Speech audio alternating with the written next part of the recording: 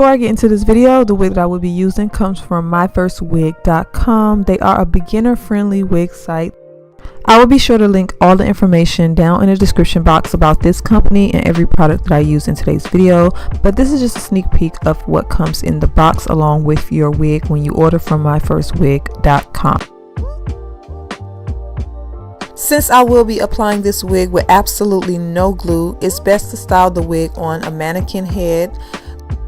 And the reason being is because your lace will lift too much if you try to do a style like this with cornrows or anything. So as you see, I'm doing my baby hairs. I mean, you can do the baby hairs without having your wig glued down, but for the convenience of this video, I'm going to go ahead and do that. Now, as you can see, the hairline is a little bit off. My wig came like this, but I know how to make it work. So a lot of you always ask what flyaway tamer I use to lay down flyaways. I use the one from myfirstwig.com. I talked about this in a previous video I did with them. So I'm just applied that to the hair, and this is going to help me be able to get the hair to braid the way I want it to. A lot of times with silky textures, it tends to be really hard to lock that braid down without it going all over the place. So I'm using that along with a little bit of water, and I'm starting my first cornrow right in the center of the wig.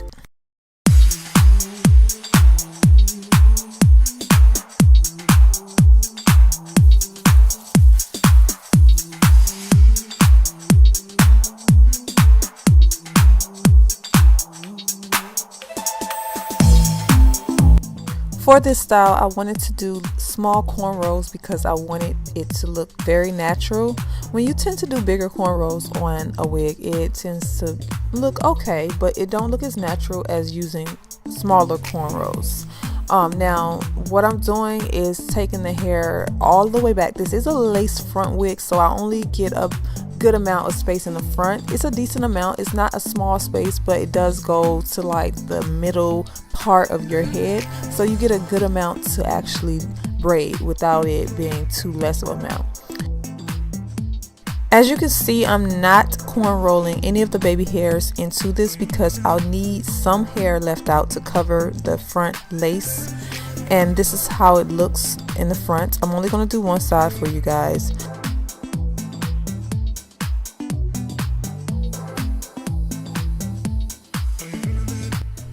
Once you have all of the hair done, it should look like this. This whole process took me about 30 minutes. It wasn't long at all.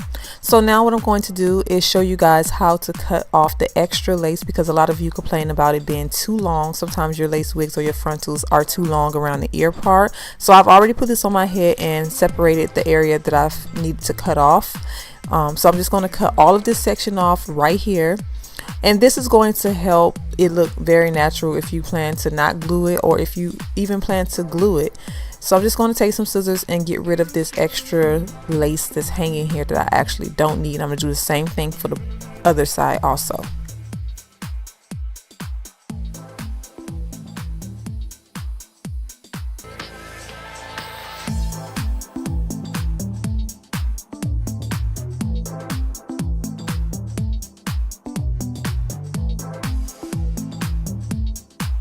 And anytime you cut your lace, you want to make sure you're using a good pair of scissors, nothing that's dull. You want to make sure your scissors are very sharp so that it can cut the lace without fraying it, because if your lace get frayed, sometimes you can get little holes in your lace and you don't want that. So now I'm going to go ahead and cut off the rest of the lace around the hairline. Now in this part of the video, you will notice that when I go to remove the lace, because of that one section at the hairline that's off, I have to cut the lace back further on one side than I do the other. To me, it's not an issue, but to someone who don't know what to do, this probably will be a problem.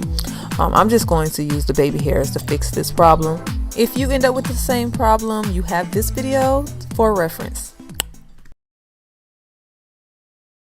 Here's a look at how the lace front wig looks. You have the wefting in the back with the lace in the front and absolutely no lace in the back. So you want to use the adjustable straps when it comes to a wig like this, and I'm going to place them as tight as possible since I will not be gluing this wig down. I want my wig to be secure, so this is what I would do.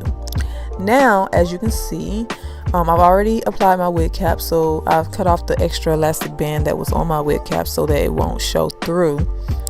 And I'm just going to position the wig on my head. For today's video, I'm using the Eco Styler gel, and the gel is going to be the hold that I'm going to use to keep this wig in place. Now, it's not a extreme hold, but it's going to give some security. If you don't feel safe just using gel, I highly recommend bobby pins or anything like that. So yeah, I'm basically now just going to style those baby hairs, thin them out, and just make them work around that hairline a lot more naturally.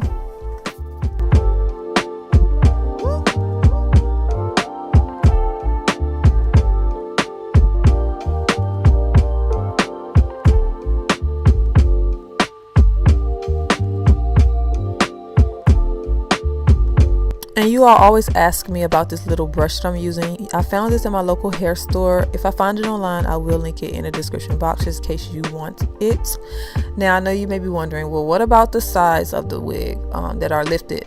This is going to be easy. All you have to do is the same thing you did to the front. Apply that gel. But at first you want to get rid of extra hair. You don't want too much hair right there by the ear, otherwise it's just going to be like lifting and stuff. So you want to make it as thin as possible at that area. Use the gel to smooth it down. And with this particular part, I will recommend using a blow dryer to dry that gel faster, because for some reason the ear tab parts never stay down long at all. So if you want to cheat and add a little bit of glue, I recommend doing that, but you don't have to also. Later on in the video, you will see me use bobby pins, and I'll show you that in a second. We'll get to that in a second, but I'm just going to finish up this part with some gel.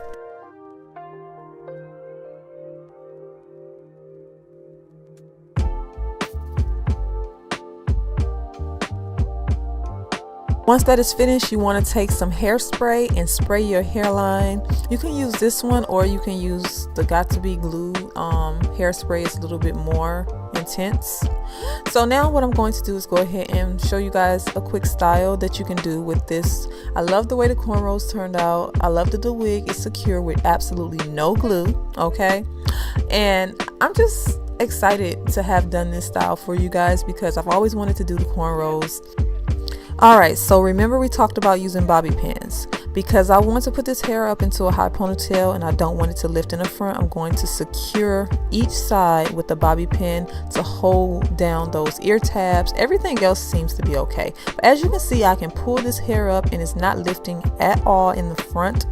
And I'm going to just apply the back part into a ponytail with a rubber band. You can use a bow if you like. And for the back, I'm just pulling the comb underneath and tucking it in my hair. For the braids, I'm going to use it as a wrap around the ponytail just to give it a little bit of decor. That's what you want to call it. I'm doing it that way. And as you can see, it looks pretty good. I really like it. The hair isn't as thick, you know, as I would like it to be for a ponytail, but overall I feel like the end results are really, really nice. You guys can let me know what you think. I did use a metal clip. You don't have to use that. You can also pull it up into a high bun and bobby pin it, and it will look like this.